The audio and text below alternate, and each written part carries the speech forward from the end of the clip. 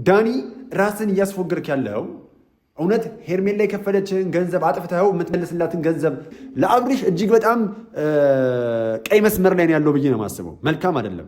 ስለምን ሊያወሯት እንደሚችሉ ሩታ ጠንቅቃ ስለምታውቅ አብርሽን ይዘው መሄድ አልነበረባትም።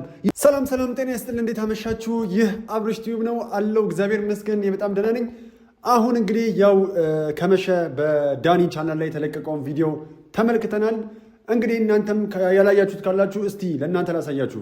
ሜሪ ዛሬ የመጡበት ዋነኛው ሀሳብ ትናንትና አብርሃም ከሄርሜላ ላይ ቀለበቱን ተቀብሏታል። ተረዳሽ? ይህን ማድረጉ ደግሞ ልጁ ገና ስላልሆነ እንጂ ትናንትና ተንበርኩ ቀለበት ያደረገላትን ልጅ በዚህ መቅስፈት መጥቶ ቀለበቱን ሊቀበላት አይችልም። ይሄ ያንቺና የኤፍሬም ስራ ነው። ገባሽ አይደለ? እሺ እንግዲህ ዳኒ ዛሬ መጥቶ ነበረ። ምን እያለን ነው? ከሜሪ ጋር አንድ ላይ በመምጣት ሩታና አብርሽን አግኝቷቸዋል። የመጀመሪያው የዳኒ ሀሳብ ሙሉ በሙሉ የአብርሽ ደህና አለመሆን እንዳሳሰበው በደንብ እየተናገረ ይገኛል። እስቲ አሁን እናንተ የዳኒን ሀሳብ በምን መልኩ ተረዳችሁት? ዳኒ እውነት ለአብርሽ በዚህ ልክ ተቆርቆሮለት ነው አስቦለት ነው ወይስ የሆነ ማሳካት የፈለገው ራዕይና ግብ አለው የሚለውን ነገር እናንተ በኮመንት መልሱልኝ። ነገር ግን ደግሞ እኔ የታዘብኩትን ነጥብ በነጥብ እያንዳንዱን ነገር ለመናገር እወዳለሁ። አብራችሁኝ ሁኑ። ላይክ ያላደረጋችሁ ላይክ አድርጉ። ሰብስክራይብ ያላደረጋችሁ ቤተሰቦች እባካችሁ ሰብስክራይብ በማድረግ ቤተሰብ ሁኑ። እወዳችኋለሁ። እንግዲህ ውድ ቤተሰቦቻችን ሩታ የተናገረችውን ነገር በደንብ አዳምጣችኋል ብዬ አስባለሁ። እስቲ ግን አንዴ ሀፕን ያደርጋል። ልክ ነሽ።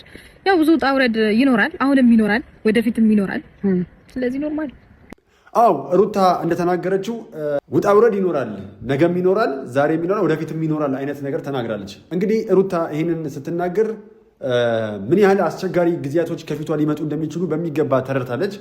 አሁንም ቢሆን በአብርሽ ጉዳይ ላይ በጣም ቀላል የማይሆኑ ነገሮችን እንደሚገጥሟት እጅግ በጣም ሙሉ በሙሉ እርግጠኛ ሆና ነው እየተናገረች ያለችው።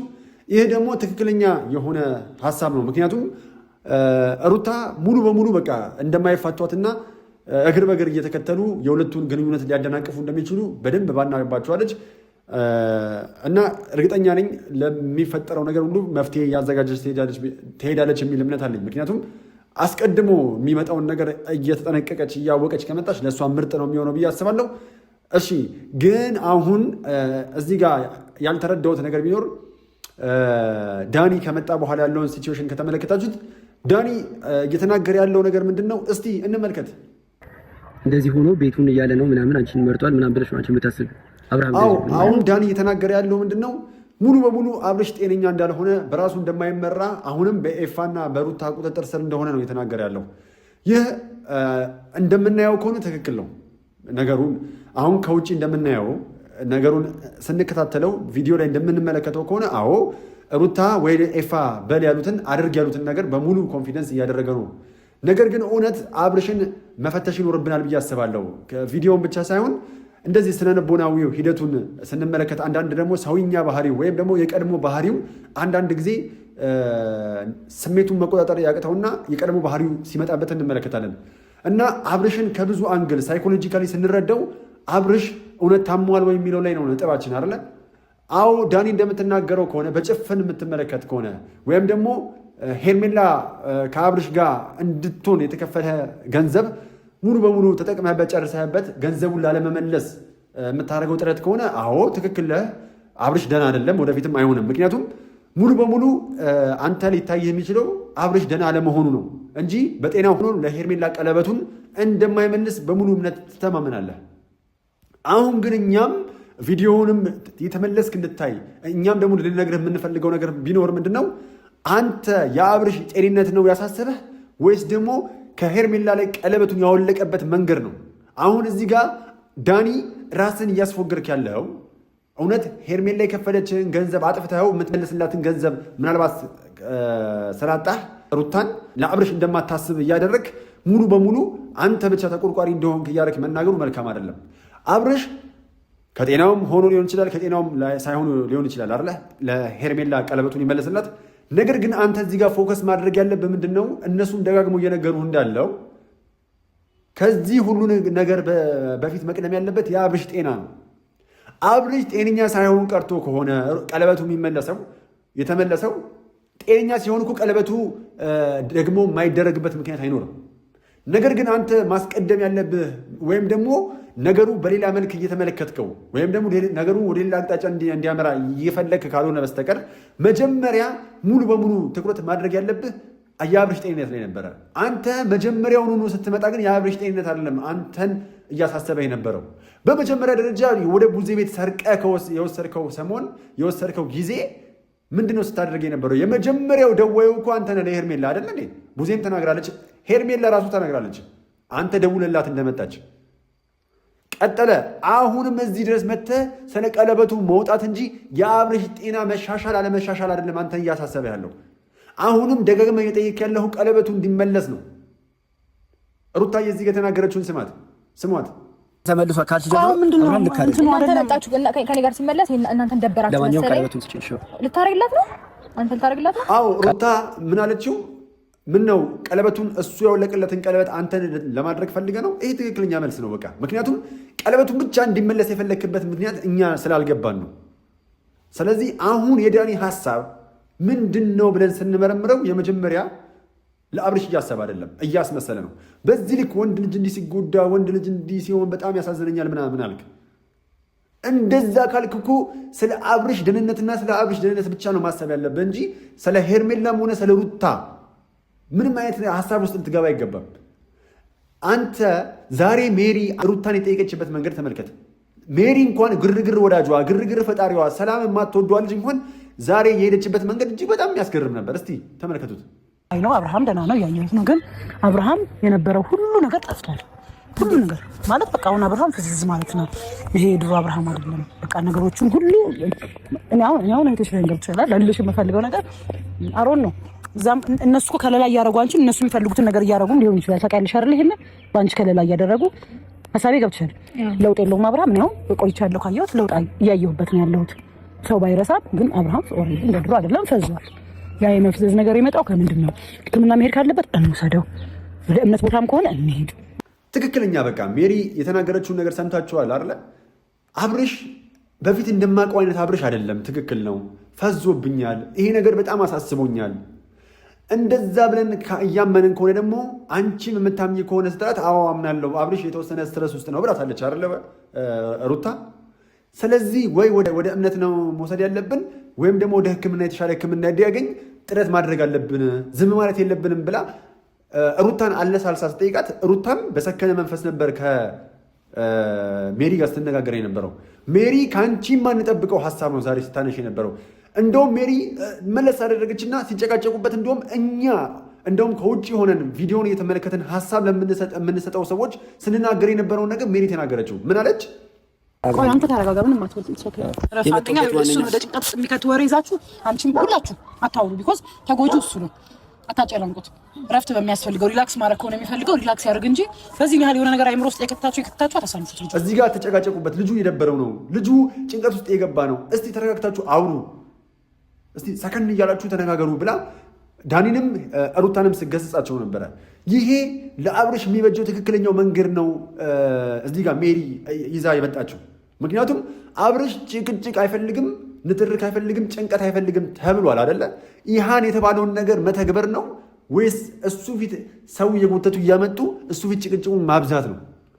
አሁን እኔ እንዲሆን የምፈልገው የመጀመሪያው ነገር ሩታ ዛሬም አይደለም አሁንም ትክክል እየሰራች አይደለም በቃ አሁን ላይ። ምክንያቱም እንደዚህ አይነት ቦታዎች ላይ ስትሄድ እንደዚህ አይነት ቦታዎች ላይ ስትጠራ አብርሽን ይዛ መገኘት አለባት ብዬ አላስብም። ምክንያቱም አብርሽ በጆሮዋ ሰምታለች፣ ስትረስ ውስጥ ገብቷል፣ ደህና አይደለም። ተጨማሪ እነዚህ ሩታን የሚቀጥሯት ሰዎች ስለምን ሊያወሯት እንደሚችሉ ሩታ ጠንቅቃ ስለምታውቅ አብርሽን ይዘው መሄድ አልነበረባትም። ይዘው ለመሄድ ሀሳብ ውስጥ እንኳን ማስገባት የለባትም። ምክንያቱም ሁሉም አብርሽን ሲያገኙት ደህና አይደለህም ከማለት ውጭ ለአብርሽ የመፍትሄ አቅጣጫ ሲናገሩ ወይም ሲያቀርቡ አልተመለከትንም። የበለጠ ህመም እየሆኑበት፣ የበለጠ ራስ ምታት እየሆኑበት፣ የበለጠ መታመሙን እያስታወሱ የበለጠ እንዲያማው ነው እያደረጉት ያሉት። ሲቀጥልም ደግሞ ከራሷ ከሩታ ጋር ጭቅጭቅ እየፈጠሩ አብርሽ ደህና እንደሆነ እንዲሰማው ሳይሆን በሽታ እንዳለበትና በሽታው እየተጫነው እንደሆነ አብርሽን እየመራው ያለው በሽታው አሊያም ደግሞ ሩታና ኤፋ እንጂ አብርሽ ራሱን እየመራ እንዳልሆነ ልጁ ተስፋ እንዲቆርጥ ደጋግሞ ለአእምሮ እየነገሩት ነው። ዛሬ ላይ አብርሽ ዛሬ እንደዚህ ማለቱን አትመልከቱ። ይሄ ነገር እየበዛ በመጣ ቁጥር ግን በራስ የመተማመኑ እየወረደ ይመጣል። ምክንያቱም እንደሚባለው ከሆነ ትክክል ሰው እየመራኝ ነው እንዴ? በፊት አብርሽ በዚህ ልክ በራሱ ኮንፊደንስ ያለው ልጅ ሁሉም ሰው ይመጣና አብርሽ ኮንፊደንስ ያለው ነገሮቹን በራሱ የሚያሳካ ነገሮቹን ላድርግ ካለ የሚያደርግ በጣም ደፋር ሰው ነው ምናምን እያደጋግሞ ይነግረዋል። አሁን ላይ ግን የሆነ ተአምር ሚራክል የተፈጠረ ያህል እንዲሰማው ነው የምታደርጉት። ዛሬ ግን ተመልሶ እንደዚህ ሆነ።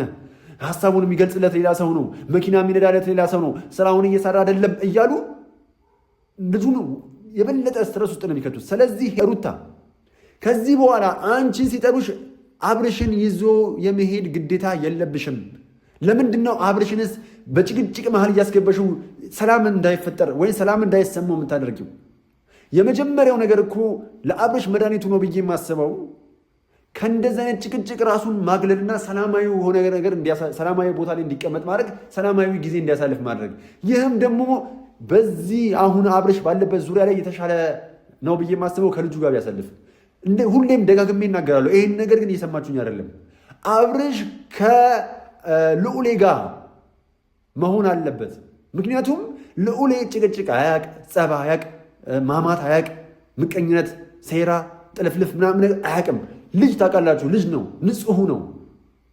ስለዚህ ከዚህ ልጅ ጋር ጊዜውን ቢያሳልፍ እንደ አባት አይምሮ እየታደሰ ይመጣል። ምክንያቱም ልጆች በራሳቸው አይምሮ የማደስ ብቃት ስላላቸው ጭንቀት ውስጥ ሆነን እንኳን ፈገግ እንድል ስለሚያደርጉን፣ ሀዘን ውስጥ ሆነን እንኳን የሆነ ደስ ወደሚል ስሜት መቀየር ስለሚችሉ ልጆች ሁሌም ንጹሕ ስለሆኑ ክፋት፣ ተኩል፣ ምቀኝነት፣ ሴራ ምናምን የሚባሉ ጂግጃጋ ስለማያውቁ፣ ስለዚህ ሩታ ጥፋት አታጥፊ።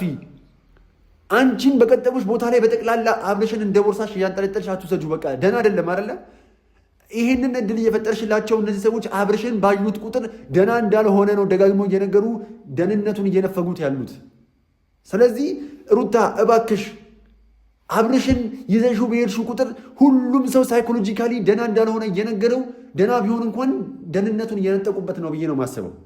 ስለዚህ በተወሰነ መልኩ ከስትረሱ እስከሚላቀቅ ድረስ አብርሽን አንቺ የቀጠሩሽ ቦታ ላይ ይዘሽው አትሂጂ። ይሄ ወንድማዊ ምክር ነው ሩታዬ። ምክንያቱም አብርሽን ሁሌ እያዩት አንቺ ይዘሽ በሄድሽበት ቦታ ላይ እያዩት አብርሽ ደህና አይደለም ከማለት ውጭ መፍትሄ እያመጡለት ስላልሆነ እኮ ነው። መፍትሄ አንድም ሰው የመፍትሄ አካል አይደለም። አብርሽን ያየውና አንቺን ወይ ኤፋ መወንጀል ነው ወይ ደግሞ ኃጢአት መግባት ሌላ ሰው ምናምን እያሉ እንጂ ለአብርሽ የሚጠቅም ነገር አንድ የተናገረ ሰው እስቲ ጥሩልኝ እዚህ ውስጥ። እስቲ ቤተሰቦቼ እስቲ ለአብርሽ የሚጠቅም ሀሳብ ያመጣ አንድ ሰው ካለ ንገሩኝ። እንደውም እስካሁን ከመጡ ሰዎች ሜሪ የተሻለ ሀሳብ አቅርባለች። ወደ እምነት ቦታ ይሂድ አሊያም ደግሞ ሕክምናው በስርዓት ይምራ። እናንተ እዚህ የተሰበሰባችሁ አትጨቃጨቁበት። ልጁ ደህና አይደለም። እኔ አብርሽን በማውቀው መሰረት አይደለም አብርሽ ያለው። ስለዚህ የሆነ ደንግጫለሁ። የሆነ የመሻሻል ስሜት አይቼበታለሁ። ከባለፈው ካየሁት ቆይቻለሁ። ከቆየሁ በኋላ ደግሞ አሁን ላይ ሳየው የመሻሻል ስሜቶች አይቼበታለሁ። ነገር ግን አመርቂ እንዳልሆነና በዚህ የኤሊ ጉዘት አይደለም የጤና አሁን የአብርሽ ጤና የኤሊ ጉዘት ያክል ነው እየተጓዘ ያለው። በፍጥነት ጤናው መሻሻል እያሳየ አይደለም። ምክንያቱም ስትረስ በዚህ ልክ ሰው ልጅ ላይ አይቆይም። ምን አይነት ከባድ ስትረስ ቢሆን ነው? አሁን እኮ ዛሬ ስትረስ ያለው ነገር ነገ መልኩን እንደማይቀየር በምን እርግጠኛ መሆን እንችላለን? ስለዚህ አሁንም ቢሆን ሩታ በነገር ሲመጡባት በቃ አትችልም። ደካማ ጎኗን ያውቃሉ፣ ጠቅ ያደርጓታል። እሷ ስትናገር እሷ ጥፋተኛ እንደሆነችና ለአብርሽ ራስ ምታቱ እንደሆነች ለህዝቡም ለሌላም ሰው ማሳየት ነው የሚፈልጉት እነዚህ ሰዎች። ስለዚህ ሩታን ደካማ ጎኗን ያውቃሉ። ደካማ ጎኗን ጠቅ እያደረጉ ሩታን ወንጀል እንደሰራች እንዲሰማቸው ሌላ ሰዎች እያደረጉሽ ነው። ስለዚህ እኔ ብዬ የማስበው በተጠራሽበት ቦታ ላይ አብርሽን ይዘሽው ባትሄጂ መልካም ነው። ይሄ ነው የኔ ሀሳብ፣ ወንድማዊ ምክር ማለት ነው። አብርሽን ቢሆን ደግሞ አሁን ላይ አይታችሁት ከሆነ በቃ እየጨነቀው ነው ይሄ ልጅ እና ደግሞ እንደው ይሄ ነገር ግን መልካም አይደለም። እኔ አሁን እንደሚታየኝ ቤተሰቦቼ የአብርሽ ሁኔታ መልካም አይደለም። ምክንያቱም እኔ ደጋግሜ የተናገርኩ ነው፣ ይሄ ነገር መላመድን ይፈጥራል። እንዴት ነው? አንዳንድ ጊዜ እኮ አዳዲስ ማንነቶችን በህይወታችን ውስጥ እናስገባለን አይደለ? የሰው ልጅ እኮ 3-4 አይነት ማንነት አለው በተፈጥሯችን። እርግጠኛውን የምነግራችሁ አሁን የምነግራችሁን ነገር በደንብ ትረዱኛላችሁ። አንድ ሰው 3 ወይም 4 ማንነቶች አሉት። ለምሳሌ አይታችሁ ከሆነ ልክ ከእናትና አባቶቻችን ጋር ስንሆን የምናሳየው ማንነት አለ። ልክ እየተሰዳደብን ከጓደኞቻችን ጋር እየተጣላን ምናምን እየሄድን ልክ ቤተክርስቲያን ስናገኝ ወይ የእምነት ተቋም ቦታ ጋር ስንደርስ ቀይር ብለን ሌላ ማንነት እንዴት እንደምንሳለን ምናምን ስርዓታችንን ይዘን ልክ ቤተክርስቲያኗ እልፍ እንዳለን ደግሞ ሌላ ማንነት። ለምሳሌ ከጓደኞቻችን ጋር ስንሆን የምናሳየው ማንነት ሌላ፣ ከቤተሰቦቻችን ጋር ስንሆን የምናሳየው ማንነት ሌላ። አንዳንድ ጊዜ ደግሞ ሽማግሌ ማንነትን በውስጣችን ይገኛል። አንዳንድ ጊዜ እንደ መካሪ ነገሮችን በበሳል አመራር በእይታ የምናይበት ጊዜም ይመጣል። ይህ የሰው ልጅ 3 ወይም 4 ማንነቶችን በውስጡ ስለሚያስተናግድ ነው። የሰው ልጅ ራሱን ሆኖ አያውቅም አብዛኛው ጊዜ። ስለዚህ አሁን እያልኩ ያለሁት አብርሽ አዲሽናል የሆኑ ማንነቶችን ወደ ውስጡ እየጨመረ ነው ብዬ ነው የማስበው። ይሄ ደግሞ ነገ ጠዋት ላይ ከባድ መዘዝ ይዞ ነው የሚመጣው። ምክንያቱም ይሄን ማንነት ይላመደዋል፣ ከዚህ ማንነት ጋር ይሰፋል፣ ይሄ ማንነት ይጣባዋል። ከሱ ጋር ለመለየት እጅግ በጣም ደካማ ነው የሚሆነው። ለምሳሌ ልንገራችሁ። አንድ ተዋናይ የተሰጠውን ስክሪፕት ከተጫወተ በኋላ ወደዛ ገጸ ባህሪ ራሱን አሳልፈው ከሰጠ በኋላ ካራክተሩን በሚገባ ከራሱ ጋር አዋህዶ ከተወነ በኋላ ያ ማንነት ይሄ የተጫወተው ገጸ ባህሪ ከውስጡ የሚወጣው ከ6 ወር አሊያም ከ7 ወር በኋላ ነው። እሱም አንዳንድ ጊዜ የማይወጣላቸው ሰዎች አሉ። በሳይኮሎጂ ትሪትመንት ነው ወደ ራሳቸው የሚመለሱት። ስለዚህ አንዳንድ ጊዜ አሁን እያሳለፍነው ካለው ማንነት ጋር እንላመዳለን። ስለዚህ እኔ የአብርሽን እየተጠራጠርኩለት ያለው አሁን ካለው ማንነቱ ጋር እንዳይላመድና ለመላቀቅ እንዳይከብደው ነው የምፈራው። እንግዲህ አስቡት፣ ትወና ማለት ስክሪፕት ሰጥቶን የምንተውነው ነው አይደለ? ፊልም ስንሰራ ስክሪፕት ይሰጠናል። ስክሪፕቱን አንበበን ለዛ ገጸ ባህሪ ራሳችንን አሳልፈን ሰጥተን በዛ ገጸ ባህሪ ውስጥ ለምሳሌ እብድ ከሆነ እብድ ሆነን፣ በጣም ገዳይ የሆነ ገጸ ባህሪ ከሆነ ገዳይ፣ ንጉስ ከሆነ ንጉስ ሆነን ነው የምንጫወተው አይደለ? እነዛ የተሰጠን ገጸ ባህሪ ረጅም ጊዜ ከማንነት ከውስጣችን አይወጣም። እንደነገርኳችሁ ከ6 ወር ወይ ከ7 ወር በኋላ ከውስጣችን እንኳን ሊወጣ የሚችለው። ስለዚህ ይሄ ነገር አብርሽ ጋር በየቀኑ ደጋግሞ እያደረገው በመጣ ቁጥር ወይ ደግሞ ዝም በተባለ ቁጥር ይሄ ነገር ከመላመድ እንዳይፈጠር እንኳን አይደለም እንደዚህ አይነት ነገር እኮ መድኃኒት ራሱ እኮ ከበሽታው ጋር የተላመደ መድኃኒት ይሆናል አይደለ? ተደጋግሞ በአግባቡ ሳይወሰድ መድኃኒት። ስለዚህ ለአብርሽ እጅግ በጣም ቀይ መስመር ላይ ያለው ብዬ ነው የማስበው። መልካም አይደለም። በቅንፍ ውስጥ አሁን አብርሽ ትክክለኛ አካሄድ ውስጥ አይደለም ብዬ ነው የማስበው። ስለዚህ ይሄን ነገር ሊታሰብበት ይገባል። ነገ ጠዋት ዋይ ከማለት አስቀድሞ እንደውም ታሞ ከመማቀቅ መድኃኒቱን ማጠናቀቅ ትላለች አያቴ። ስለዚህ ይሄ ነገር እንዳይለመድ የሚል ሀሳብ ነው ያለኝ። ዳኒ ሙሉ በሙሉ በቃ አንተ ከአብርሽና ከሩታ ህይወት መውጣት ነው ያለብህ። አታስፈልግም። ያንተ ነጥብና ነጥብ ልክ እንደ ሙሴና እንደ ዳዊት አብርሽ ከሄርሜላ ጋር እንዲሆን ነው ፍላጎትህ።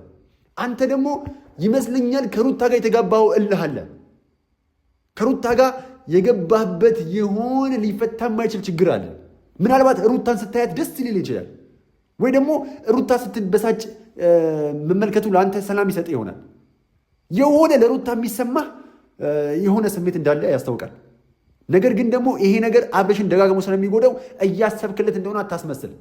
በቃ አብርሽ ሩታና ልጁ መርጦ ሄዷል አይደለ? ስለዚህ በመጀመሪያ እኮ የሰው ልጅ ትክክል አይደለም ተብሎ አይደለም የሚጀመረው። አብርሽን በዚህ ልክ ትክክል አይደለም ብለህ አትጋፈጠው። ምክንያቱም በቃ ይዘጋሃላ። ሙሉ በሙሉ ከዚህ በኋላ ሊያወራ አይፈልግም። የሰው ልጅ ትክክል አይደለም ሲባል በተፈጥሮም ስለማይወድ ትክክል እኮ ነህ፣ ነገር ግን በዚህ መንገድ አስበዋል ተብሎ በስክነት በተሞላበት መንገድ ነው ሰውን የሚወራው እንጂ እንዴት ነው ብሎክ የእሱን ሀሳብ ዘግተው ትክክል አይደለም ብለህ እልህ ውስጥ እያጋባኸው ሩታንም በዚህ ልክ እልህ ውስጥ እያጋባሃት እንዴት አድርጋ ነው በሰላማዊ መንገድ ልታወራ የምትፈልገው? ስለዚህ ይሄ መልካም አይደለም። ዳኒ እባክህ እረፍ። ዳኒ እረፍ። አንዳንድ ኮሜንቶችም ስለ ዳኒ የመጡልኝ ያሉ ኮሜንቶች አሉ። እነዛን ኮሜንቶች ወደ ተግባራዊ እንዳናደርጋቸው መልካም አይደሉም። በቃ ተው ዳኒ እረፍ። በሰው ትዳር ውስጥ ዘቡ ብላ አትግባ። አያስፈልግም። በቃ እንዴ ዛሬ ስትመጣ ስለ አብርሽ ደህንነት አይደለም ያስጨነቀ የነበረው ይሄን ያበሳጨኝ እንጂ ስለ አብርሽ ደህንነት እኮ አዎ እንደ ጓደኛም ደግሞ አንድ ቀንም እንደ ጓደኛ ሆናችሁ አታውቁም። ሁሌ በተገናኛችሁ ቁጥር አይጥና ድመት ናችሁ ሁለታችሁ። አሁን በዚህ ልክ አብርሽ እንደሚያስብለት አታስመስል ዳኒ። እና በቃ ቀለበቱን ስትል ነበር። ቀለበቱ ምናልባት እንዳለችው ሩታ ፎቶ ተነስቶ ይላክልሃል። በእሱን ተመሳሳይ ገዝተህ ለሄርሜላ ታደርግላታለህ። በቃ የተለየ ነገር አይኖረውም። ስለዚህ ውድ ቤተሰቦቻችን እናንተም እርግጠኛ ነኝ በዚህ መልኩ ተረድታችኋል ብዬ አስባለሁ። አብርሽ አሁንም ደህና እንዲሆን እንፈልጋለን። እኛ የሚያሳስበን የአብርሽ ደህንነት የሩታና የልዑል አንድ ላይ የመሆንና ትዳር ከመፍረስ ማዳን ነው። ሌላ ምንም አይነት ሀሳብ የለንም። እኔ ቤተሰቦቼ በጣም ነው የምወዳችሁ። እየሰጣችሁኝ ያለው አስተያየትና ሀሳብ እጅግ በጣም እየገነባኝ ነው። እኔ ባላየሁበት መንገድ እኔ ለመማር ሁሌ ክፍት ስለሆንኩኝ እናንተ እያስተማራችሁኝ ሀሳባችሁን እየገለጻችሁልኝ ነው። እጅግ በጣም አመሰግናለሁ። እወዳችኋለሁ። አሁንም ሀሳብ አስተያየታችሁን በቀናነት መስጠት ትችላላችሁ። እጅግ በጣም ነው የምወዳችሁ ማከብራችሁ። እኔ ሁሌም እንደምናገረው ፍቅር ያሸንፋል። ዋን ላቭ። እወዳችኋለሁ ውድድ